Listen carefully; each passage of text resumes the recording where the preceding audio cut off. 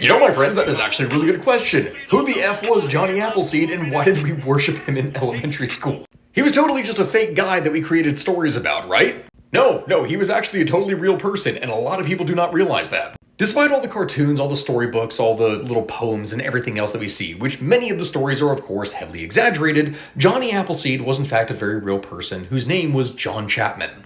And John over here lived back in the late 1700s, going into the mid 1800s, and he is what we would call an orchardist. Contradictory to a lot of the stories that we would hear about Johnny Appleseed, he wasn't going around spreading apple seeds all over the American West willy-nilly, spreading the glory of the beautiful red fruit. No, instead he was what we would call an orchardist. He would go and establish nurseries of apple trees in different locations all across the Midwest, and this is what he would do for his craft. He would retain partial ownership of these nurseries, and they would actually fund his lifestyle, which wasn't a rich lifestyle. He would dress himself as a pauper, going and spreading both Christianity and apples all across the country.